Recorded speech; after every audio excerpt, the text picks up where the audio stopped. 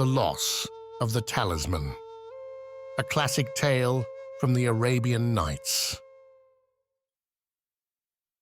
Soon after his marriage, Prince Camaralzaman dreamt one night that he saw his father, Shahzaman, on his deathbed, and heard him speak thus to his attendants: my son, whom I so tenderly loved, has abandoned me."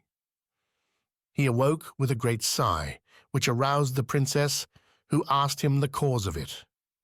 Next morning the princess went to her own father, and finding him alone, kissed his hand, and thus addressed herself to him: "Sir, I have a favor to beg of your majesty. It is that you will give me leave to go with the prince my husband to see King Shahzaman, my father-in-law." "Daughter," replied the king, "though I shall be very sorry to part with you for so long a time, your resolution is worthy of you. Go, child, I give you leave, but on condition that you stay no longer than a year in King Shahzaman's court." The princess communicated the King of China's consent to Prince Camaralzaman, who was transported with joy to hear it. The King of China gave orders for preparations to be made for the journey, and when all things were ready, he accompanied the prince and princess several days' journey on their way. They parted at length with great weeping on all sides. The king embraced them, and having desired the prince to be kind to his daughter and to love her always, he left them to proceed on their journey, and, to divert his thoughts, hunted all the way home. Prince Camaralzaman and the Princess Badoura traveled for about a month, and at last came to a meadow of great extent, planted with tall trees, forming an agreeable shade. The day being unusually hot, Camaralzaman thought it best to encamp there. They alighted in one of the finest spots, and the prince ordered his servants to pitch their tents and went himself to give directions. The princess, weary with the fatigue of the journey, bade her women untie her girdle, which they laid down by her, and when she fell asleep, her attendants left her by herself. Prince Camaralzaman, having seen all things in order, came to the tent where the princess was sleeping. He entered and sat down without making any noise, intending to take a nap himself. But observing the princess's girdle lying by her, he took it up and looked at the diamonds and rubies one by one. In doing this, he saw a little purse hanging to it, sewed neatly onto the stuff and tied fast with a ribbon. He felt it and found there was something solid inside it. Desirous to know what it was, he opened the purse and took out a cornelian, engraven with unknown figures and characters. "This cornelian," said the prince to himself, "must be something very valuable, or my princess would not carry it with so much care." It was Badura's talisman, which the Queen of China had given her daughter as a charm, to keep her, as she said, from any harm as long as she had it about her. The prince, the better to look at the talisman, took it out to the light, the tent being dark, and while he was holding it up in his hand, a bird darted down from the air and snatched it away from him. Imagine the concern and grief of Prince Camaralzaman when he saw the bird fly away with the talisman. He was more troubled at it than words can express, and cursed his unseasonable curiosity, by which his dear princess had lost a treasure that was so precious and so much valued by her. The bird, having got her prize, settled on the ground not far off, with the talisman in her mouth. The prince drew near in hopes she would drop it. But as he approached, the bird took wing and settled again on the ground further off. Camaralzaman followed, and the bird, having swallowed the talisman, took a further flight. The prince still followed. The further she flew, the more eager he grew in pursuing her. Thus the bird drew him along from hill to valley and valley to hill all day, every step leading him further away from the field where he had left his camp and the Princess Badoura. And instead of perching at night on a bush where he might probably have taken her, she roosted on a high tree, safe from pursuit. The prince, vexed to the heart for taking so much pains to no purpose, thought of returning to the camp. "But," said he to himself, "which way shall I return? Shall I go down the hills and valleys which I passed over? Shall I wander in darkness? And will my strength bear me out? How dare I appear before my princess without her talisman?" Overwhelmed with such thoughts and tired with the pursuit, he lay down under a tree where he passed the night. He awoke the next morning before the bird had left the tree, and as soon as he saw her on the wing, followed her again that whole day, with no better success, eating nothing but herbs and fruits all the way. He did the same for 10 days together, pursuing the bird, and keeping his eye upon her from morning to night, always lying under the tree where she roosted. On the 11th day, the bird continued flying, and came near a great city. When the bird came to the walls, she flew over them, and the prince saw no more of her, so he despaired of ever recovering the Princess Badoura's talisman. Camaralzaman, whose grief was beyond expression, went into the city, which was built by the seaside and had a fine port. He walked up and down the streets without knowing where he was or where to stop. At last he came to the port, in as great uncertainty as ever what he should do. Walking along the riverside, he perceived the gate of a garden open and an old gardener at work. The good man looked up and saw that he was a stranger and a Mussulman, so he asked him to come in and to shut the door after him. Camaralzaman entered, and, as the gardener bade him shut the door, demanded of the gardener why he was so cautious. "Because," replied the old man, "I see you are a stranger newly arrived, and a Mussulman, and this city is inhabited for the most part by idolators, who have a mortal aversion to us Mussulmans, and treat those few of us that are here with great barbarity. I suppose you did not know this, and it is a miracle that you have escaped as you have thus far, these idolaters being very apt to fall upon the Mussulmans that are strangers, or to draw them into a snare, unless those strangers know how to beware of them." Camaralzaman thanked the honest gardener for his advice, and the safety he offered him in his house. He would have said more, but the good man interrupted him, saying, "You are weary, and must want to refresh yourself. Come in and rest." He conducted him into his little hut, and after the prince had eaten heartily of what he set before him, he requested him to relate how he came there. Camaralzaman complied with his request, and when he had ended his story, he asked him which was the nearest way to the king, his father's territories. "For it is in vain," said he, "for me to think of finding my princess where I left her, after wandering 11 days from the spot. Ah," continued he, "how do I know she is alive?" And so saying, he burst into tears. The gardener replied that there was no possibility of his going thither by land. The roads were so difficult and the journey so long. Besides, he must necessarily pass through the countries of so many barbarous nations that he would never reach his father's. It was a year's journey from the city, where he was, to any country inhabited only by Mussulmans. The quickest passage for him would be to go to the Isle of Ebony, whence he might easily transport himself to the Isles of the Children of Khaledan. A ship sailed from the port every year to Ebony, and he might take that opportunity of returning to those islands. "The ship departed," said the gardener, "but a few days ago. If you had come a little sooner, you might have taken your passage in it. If you will wait the year round until it makes the voyage again, and will stay with me in my house, such as it is, you will be as welcome to it as to your own." Prince Camaralzaman was glad he had met with such a place of refuge, in a place where he had no acquaintances. He accepted the offer and lived with the gardener till the time came that the ship was to sail to the Isle of Ebony. He spent his time in working all day in the garden and all night in sighs, tears, and complaints, thinking of his dear Princess Badoura.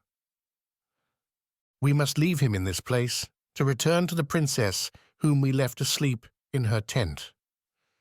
The princess slept a long time, and when she awoke, wondered that Prince Camaralzaman was not with her.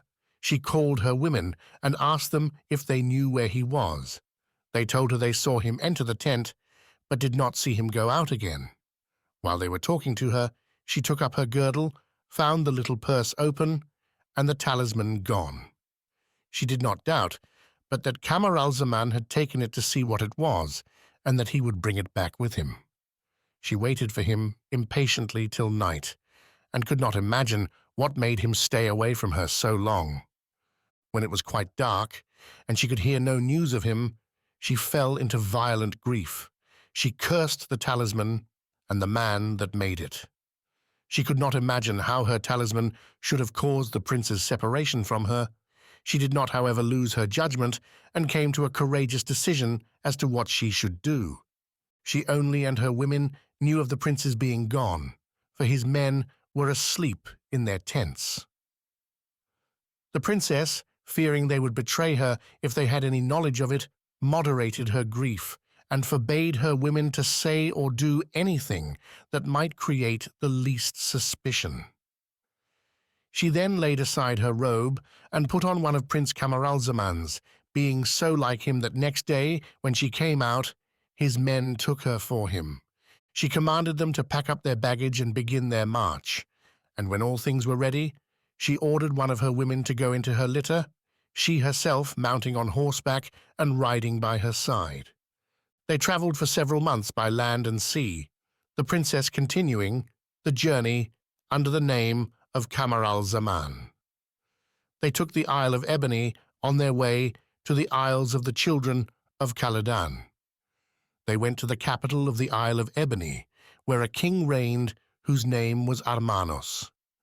The persons who first landed gave out that the ship carried Prince Camaralzaman, who was returning from a long voyage and was driven in there by a storm, and the news of his arrival was presently carried to the court. King Armanos, accompanied by most of his courtiers, went immediately to meet the prince and met the princess just as she was landing and going to the lodging that had been taken for her. He received her as the son of a king who was his friend, and conducted her to the palace, where an apartment was prepared for her and all her attendants, though she would fain have excused herself and have lodged in a private house. He showed her all possible honor and entertained her for 3 days with extraordinary magnificence. At the end of this time, King Armanos, understanding that the princess, whom he still took for Prince Camaralzaman, talked of going on board again to proceed on her voyage, charmed with the air and qualities of such an accomplished prince as he took her to be, seized an opportunity when she was alone, and spoke to her in this manner. "You see, Prince, that I am old and cannot hope to live long, and to my great mortification I have not a son to whom I may leave my crown. Heaven has only blessed me with one daughter, the Princess Hayat-al-Nufus, whose beauty cannot be better matched than with a prince of your rank and accomplishments. Instead of going home, stay and marry her from my hand with my crown, which I resign in your favor. It is time for me to rest, and nothing could be a greater pleasure to me in my retirement than to see my people ruled by so worthy a successor to my throne." The king of the Isle of Ebony's generous offer to bestow his only daughter in marriage, and with her his kingdom, on the Princess Badoura, put her into unexpected perplexity. She thought it would not become a princess of her rank to undeceive the king, and to own that she was not Prince Camaralzaman, but his wife, when she had assured him that she was he himself, whose part she had hitherto acted so well. She was also afraid refuse the honor he offered her, lest, as he was much bent upon the marriage, his kindness might turn to aversion and hatred, and he might attempt something even against her life. Besides, she was not sure whether she might not find Prince Camaralzaman in the court of King Schahzaman, his father. These considerations, added to the prospect of obtaining a kingdom for the prince her husband in case she found him again, determined her to accept the proposal of King Armanos and marry his daughter. So after having stood silent for some minutes, she, with blushes, which the king took for a sign of modesty, answered, "Sir, I am infinitely obliged to your majesty for your good opinion of me, for the honor you do me, and the great favor you offer me, which I cannot pretend to merit, and dare not refuse. But, sir," continued she, "I cannot accept this great alliance on any other condition than that your majesty will assist me with your counsel, and that I do nothing without first having your approbation." The marriage treaty being thus concluded and agreed on, the ceremony was put off till next day. In the meantime, Princess Badoura gave notice to her officers, who still took her for Prince Camaralzaman, of what she was going to do, so that they might not be surprised at it, assuring them that the Princess Badoura consented. She talked also to her women and charged them to continue to keep the secret. The king of the Isle of Ebony, rejoicing that he had got a son-in-law so much to his satisfaction, next morning summoned his council and acquainted them with his design of marrying his daughter to Prince Camaralzaman, whom he introduced to them, and having made him sit down by his side, told them he resigned the crown to the prince and required them to acknowledge him for king and swear fealty to him. Having said this, he descended from his throne, and the Princess Badura, by his order, ascended it. As soon as the council broke up, the new king was proclaimed through the city, rejoicings were appointed for several days, and couriers dispatched all over the kingdom to see the same ceremonies observed with the same demonstrations of joy. As soon as they were alone, the Princess Badura told the Princess Hayatalnefous the secret and begged her to keep it, which she promised faithfully to do. "Princess," said Hayatalnefous, "your fortune is indeed strange, that a marriage so happy as yours was should be shortened by so unaccountable an accident. Pray heaven you may meet with your husband again soon, and be sure that I will religiously keep the secret committed to me. It will be to me the greatest pleasure in the world to be the only person in the great kingdom of the Isle of Ebony who knows what and who you are, while you go on governing the people as happily as you have begun. I only ask of you at present to be your friend." Then the two princesses tenderly embraced each other, and after 1,000 expressions of mutual friendship, lay down to rest. While these things were taking place in the court of the Isle of Ebony, Prince Camaralzaman stayed in the city of idolators with the gardener, who had offered him his house till the ship sailed. One morning, when the prince was up early, and, as he used to do, was preparing to work in the gardener prevented him, saying, "This day is a great festival among the idolators, and because they abstain from all work themselves, so as to spend the time in their assemblies and public rejoicings, they will not let the Mussulmans work. Their shows are worth seeing. You will have nothing to do today. I leave you here. As the time approaches in which the ship is accustomed to sail for the Isle of Ebony, I will go and see some of my friends, and secure you a passage in it." The gardener put on his best clothes and went out. When Prince Camaralzaman was alone, instead of going out to take part in the public joy of the city, the solitude he was in brought to his mind, with more than usual violence, the loss of his dear princess. He walked up and down the garden, sighing and groaning, till the noise which two birds made on a neighboring tree tempted him to lift up his head and stop to see what was the matter.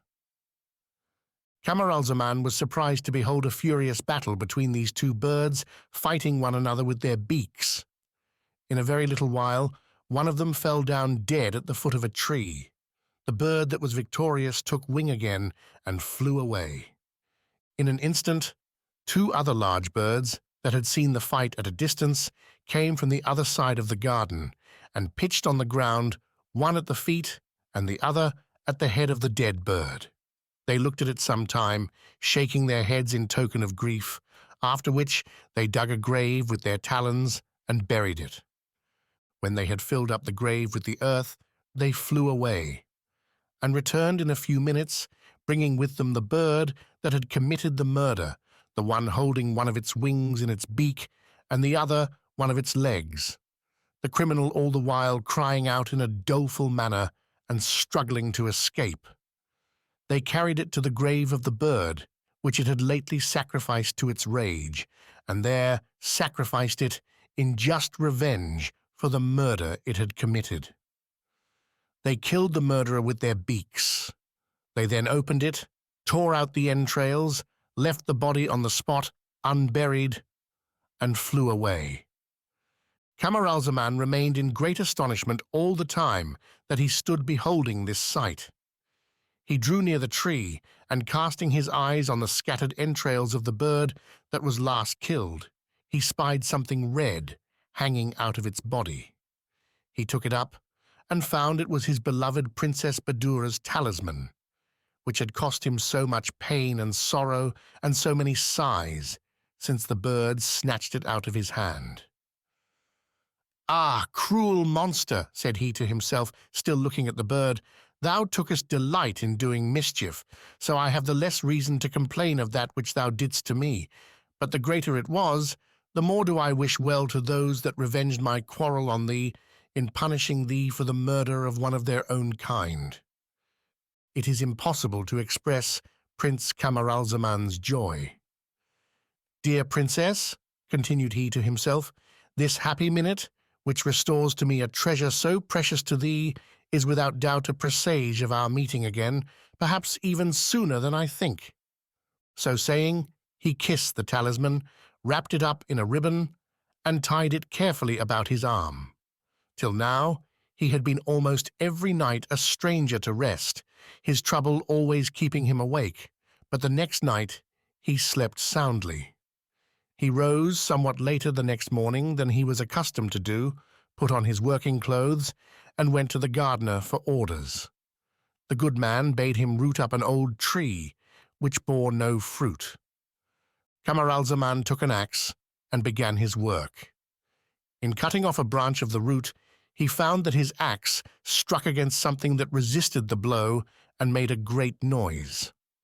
He removed the earth and discovered a broad plate of brass, under which was a staircase of 10 steps. He went down, and at the bottom saw a cavity about 6 yards square, with 50 brass urns placed in order around it, each with a cover over it. He opened them all, one after another, and there was not one of them which was not full of gold dust. He came out of the cave, rejoicing that he had found such a vast treasure.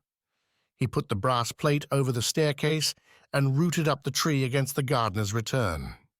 The gardener had learned the day before that the ship which was bound for the Isle of Ebony would sail in a few days, but the exact time was not yet fixed. His friend promised to let him know the day if he called upon him on the morrow, and while Camaralzaman was rooting up the tree, he went to get his answer. He returned with a joyful countenance, by which the prince guessed that he brought him good news. "Son," said the old man, so he always called him on account of the difference of age between him and the prince, "be joyful and prepare to embark in 3 days, for the ship will then certainly set sail. I have arranged with the captain for your passage." "In my present situation," replied Camaralzaman, "you could not bring me more agreeable news, and in return I have also tidings that will be as welcome to you. Come along with me, and you shall see what good fortune heaven has in store for you." The prince led the gardener to the place where he had rooted up the tree, made him go down into the cave, and when he was there, showed him what a treasure he had discovered, and thanked Providence for rewarding his virtue and the labor he had done for so many years. "What do you mean?" replied the gardener. "Do you imagine I will take these riches as mine? They are yours. I have no right to them. For 80 years, since my father's death, I have done nothing but dig in this garden, and could not discover this treasure, which is a sign that it was destined for you, since you have been permitted to find it. It suits a prince like you rather than me. I have 1 foot in the grave, and am in no want of anything. Providence has bestowed it upon you just when you are returning to that country which will one day be your own, where you will make a good use of it." Prince Camaralzaman would not be outdone in generosity by the gardener.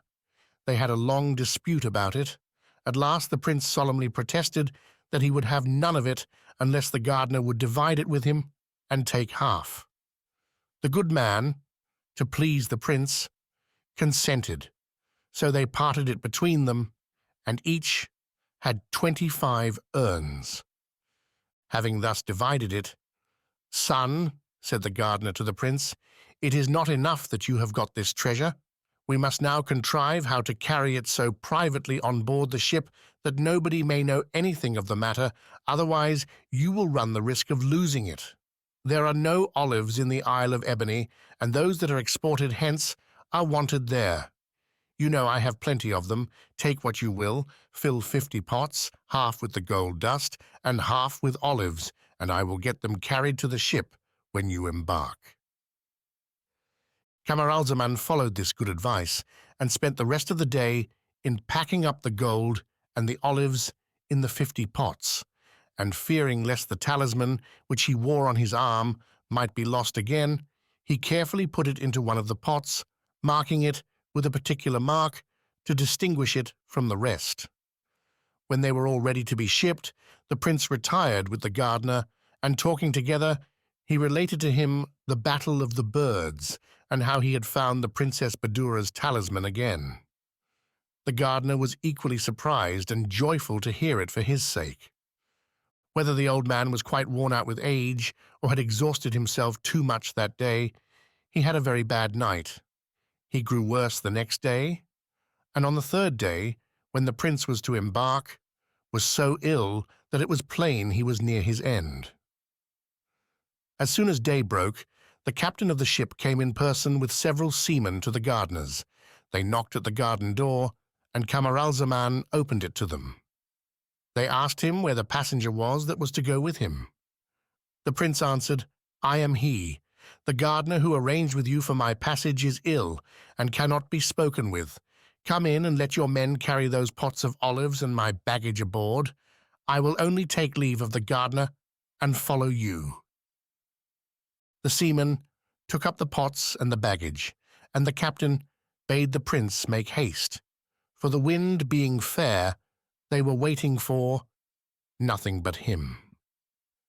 When the captain and his men were gone, Camaralzaman went to the gardener to take leave of him and thank him for all his good offices, but he found him in the agonies of death, and had scarcely time to bid him rehearse the articles of his faith, which all good Mussulmans do before they die, when the gardener expired in his presence.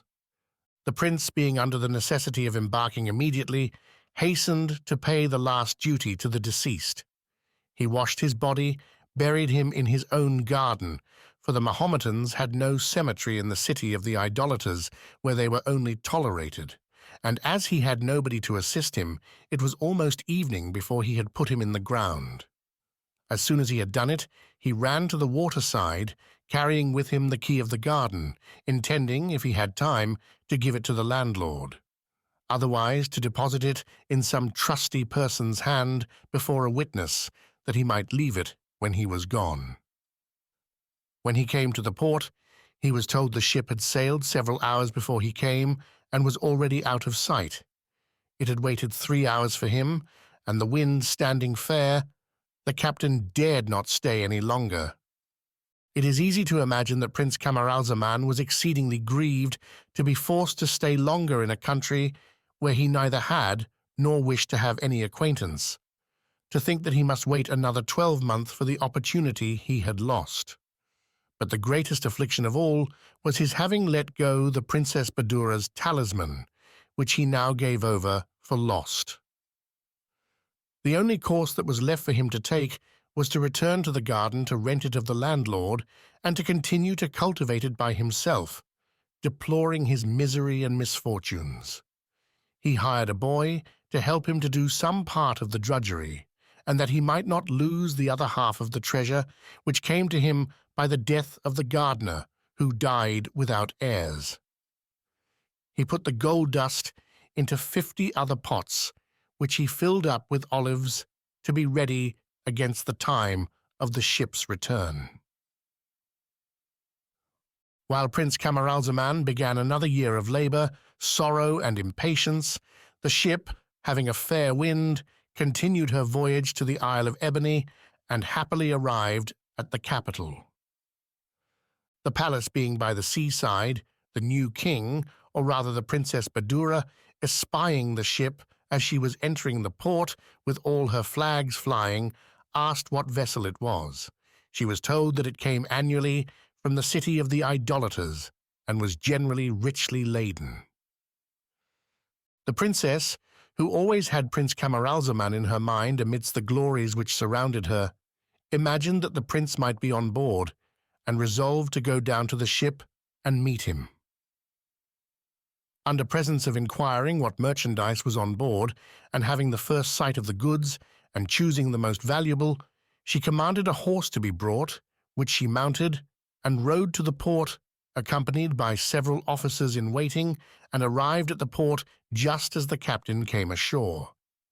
She ordered him to be brought before her and asked whence he came, how long he had been on his voyage, and what good or bad fortune he had met with, if he had any stranger of quality on board, and particularly with what his ship was laden.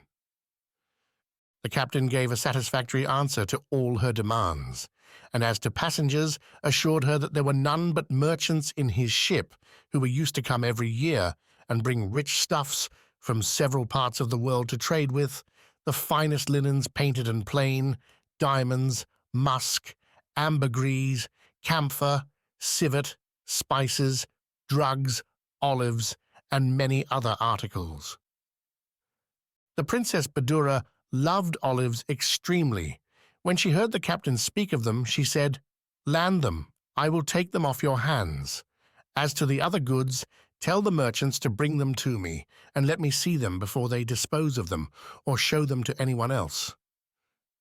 The captain, taking her for the king of the Isle of Ebony, replied, "Sire, there are 50 great pots of olives, but they belong to a merchant whom I was forced to leave behind. I gave him notice myself that I was waiting for him, and waited a long time, but as he did not come, and the wind was good, I was afraid of losing it, and so set sail." The princess answered, "No matter, bring them ashore. We will make a bargain for them." The captain sent his boat aboard, and in a little time it returned with the pots of olives. The princess demanded how much the 50 pots might be worth in the Isle of Ebony. "Sir," said the captain, "the merchant is very poor, and your majesty will do him a singular favor if you give him 1,000 pieces of silver." "To satisfy him," replied the princess, "and because you tell me he is poor, I will order you 1,000 pieces of gold for him, which do you take care to give him."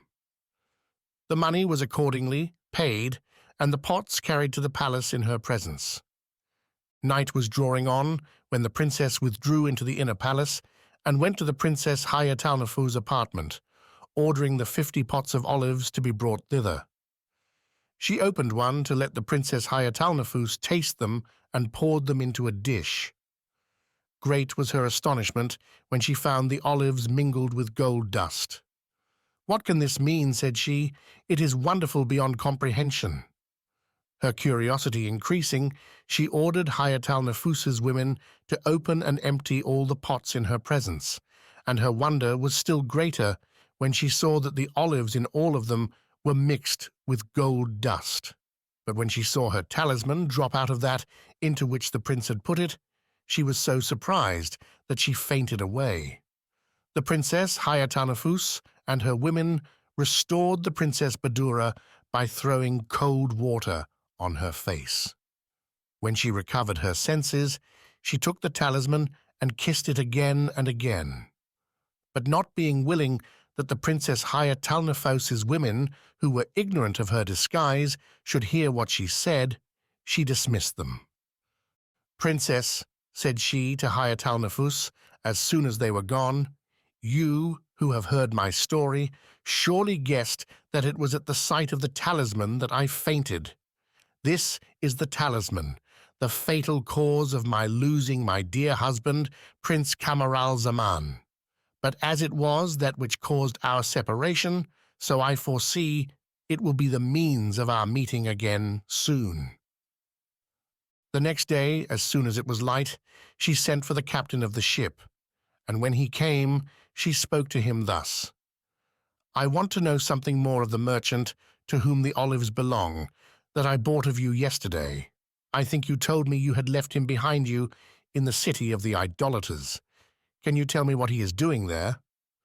"Yes, sire," replied the captain. "I can speak on my own knowledge. I arranged for his passage with a very old gardener who told me I should find him in his garden, where he worked under him. He showed me the place, and for that reason I told your majesty he was poor. I went there to call him. I told him what haste I was in, spoke to him myself in the garden, and cannot be mistaken in the man."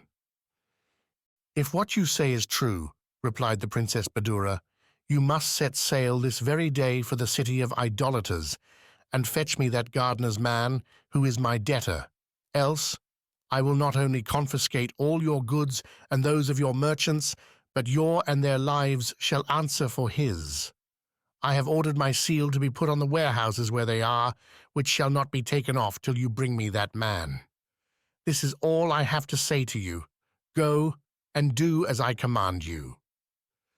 The captain could make no reply to this order, the disobeying of which would be a very great loss to him and his merchants.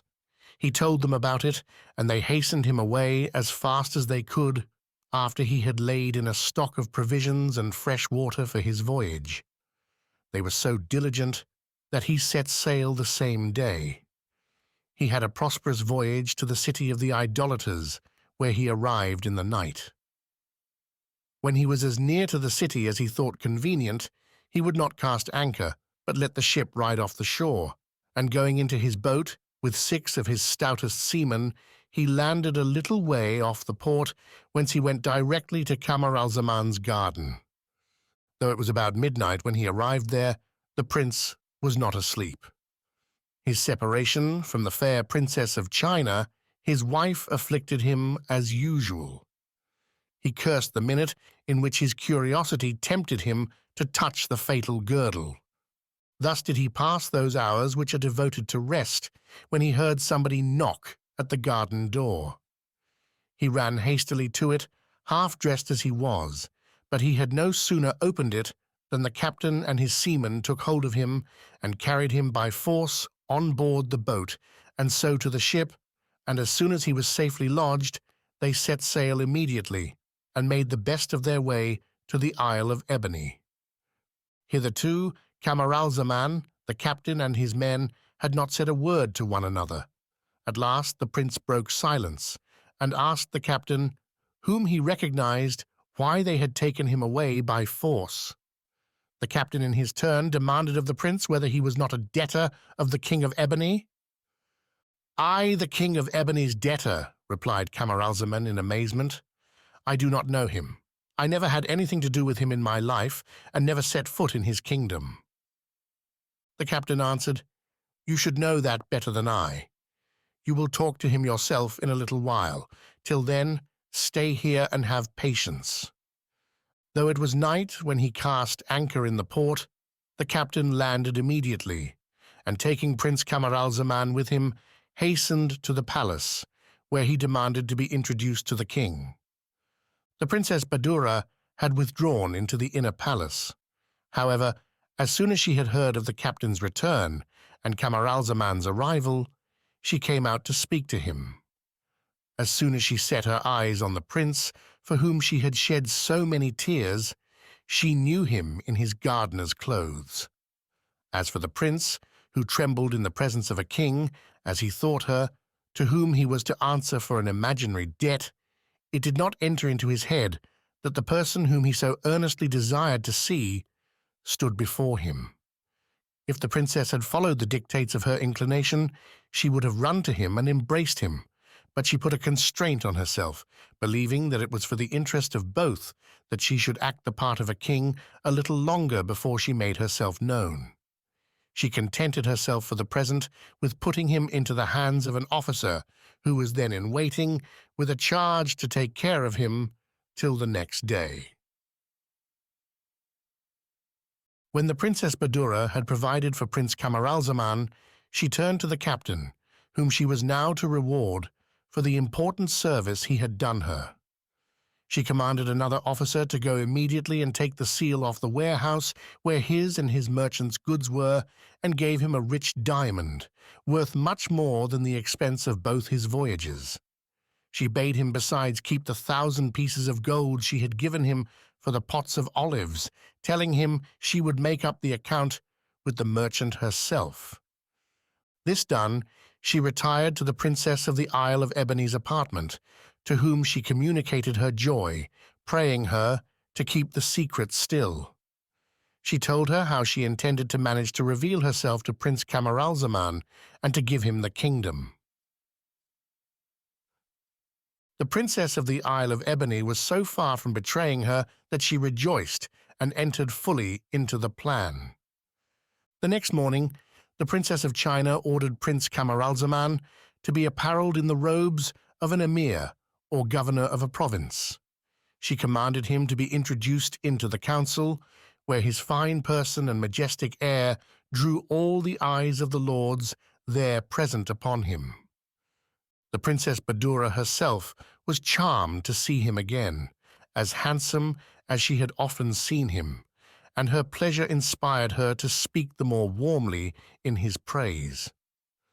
When she addressed herself to the council, having ordered the prince to take his seat among the emirs, she spoke to them thus: "My lords, this emir whom I have advanced to the same dignity with you is not unworthy the place assigned him. I have known enough of him in my travels to answer for him, and I can assure you he will make his merit known to all of you." Camaralzaman was extremely amazed to hear the king of the Isle of Ebony, whom he was far from taking for a woman, much less for his dear princess, name him, and declare that he knew him, while he thought himself certain that he had never seen him before in his life. He was much more surprised when he heard him praise him so excessively. Those praises, however, did not disconcert him, though he received them with such modesty as showed that he did not grow vain. He prostrated himself before the throne of the king, and rising again, "Sire," said he, "I want words to express my gratitude to your majesty for the honor you have done me. I shall do all in my power to render myself worthy of your royal favor." From the council board, the prince was conducted to a palace, which the Princess Badoura had ordered to be fitted up for him, where he found officers and domestics ready to obey his commands, a stable full of fine horses, and everything suitable to the rank of an emir. Then the steward of his household brought him a strong box full of gold for his expenses. The less he understood whence came his great good fortune, the more he admired it, but never once imagined that he owed it to the Princess of China. 2 or 3 days after, the Princess Badoura, that he might be nearer to her and in a more distinguished post, made him high treasurer, which office had lately become vacant. He behaved himself in his new charge with so much integrity, yet obliging everybody, that he not only gained the friendship of the great, but also the affections of the people by his uprightness and bounty. Camaralzaman would have been the happiest man in the world if he had had his princess with him. In the midst of his good fortune, he never ceased lamenting her, and grieved that he could hear no tidings of her, especially in a country where she must necessarily have come on her way to his father's court after their separation. He would have suspected something had the Princess Badoura still gone by the name of Camaralzaman, but on her accession to the throne she changed it, and took that of Armanos, in honor of the old king, her father-in-law. She was now known only by the name of the young King Armanos. There were very few courtiers who knew that she had ever been called Camaralzaman, which name she assumed when she arrived at the court of the Isle of Ebony, nor had Camaralzaman so much acquaintance with any of them yet as to learn more of her history. The princess, fearing he might do so in time, and desiring that he should owe the discovery to herself only, resolved to put an end to her own torment and his. For she had observed that as often as she discoursed with him about the affairs of his office, he fetched such deep sighs as could be addressed to nobody but her. She herself also lived under such constraint that she could endure it no longer. The Princess Badura had no sooner made this decision with the Princess Hayatal-Nefus than she took Prince Camaralzaman aside, saying, "I must talk with you about an affair, Camaralzaman, which requires much consideration, and on which I want your advice. Come hither in the evening, and leave word at home that you will not return. I will take care to provide you a bed." Camaralzaman came punctually to the palace at the hour appointed by the princess. She took him with her into the inner apartment, and having told the chief chamberlain, who was preparing to follow her, that she had no occasion for his service, and that he should only keep the door shut, she took him into a different apartment. When the prince and princess entered the chamber, she shut the door, and, taking the talisman out of a little box, gave it to Camaralzaman, saying, "It is not long since an astrologer presented me with this talisman. You, being skillful in all things, may perhaps tell me its use."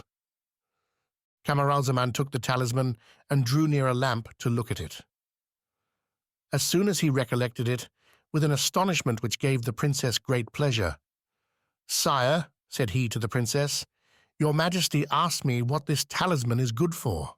Alas, it is only good to kill me with grief and despair if I do not quickly find the most charming and lovely princess in the world to whom it belonged, whose loss it occasioned by a strange adventure, the very recital of which will move your majesty to pity such an unfortunate husband and lover, if you would have patience to hear it." "You shall tell me that another time," replied the princess. "I am very glad to tell you I know something of it already.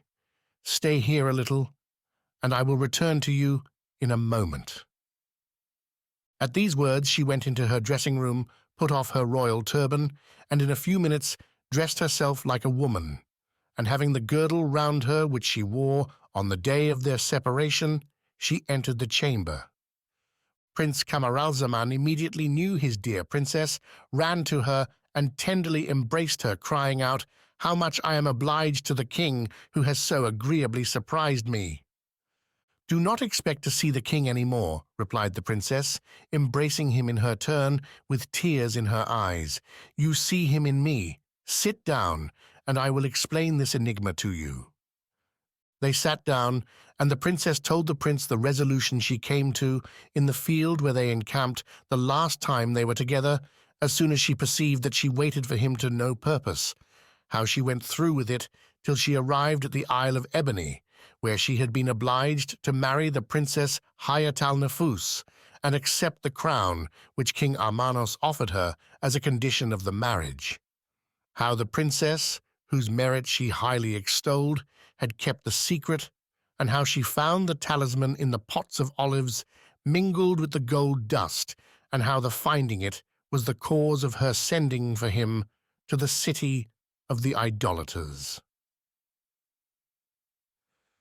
The Princess Badoura and Prince Camaralzaman rose next morning as soon as it was light, but the princess would no more put on her royal robes as king.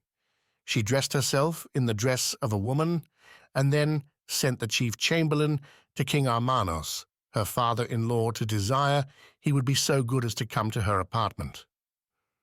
When the king entered the chamber, he was amazed to see there a lady who was unknown to him, and the high treasurer with her, who was not permitted to come within the inner palace. He sat down and asked where the king was.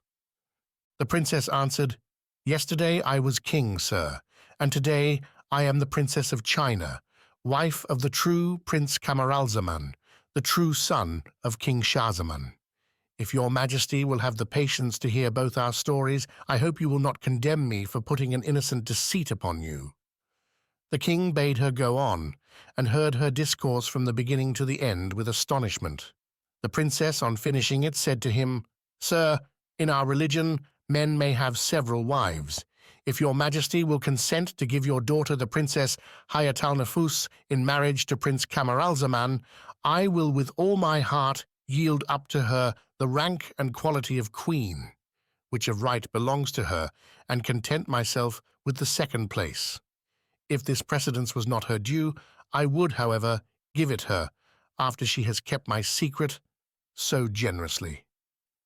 King Armanos listened to the princess with astonishment, and when she had done, turned to Prince Camaralzaman, saying, "Son, since the Princess Badoura, your wife, whom I have all along thought to be my son-in-law, through a deceit of which I cannot complain, assures me that she is willing, I have nothing more to do but to ask you if you are willing to marry my daughter and accept the crown, which the Princess Badoura would deservedly wear as long as she lived, if she did not quit it out of love to you."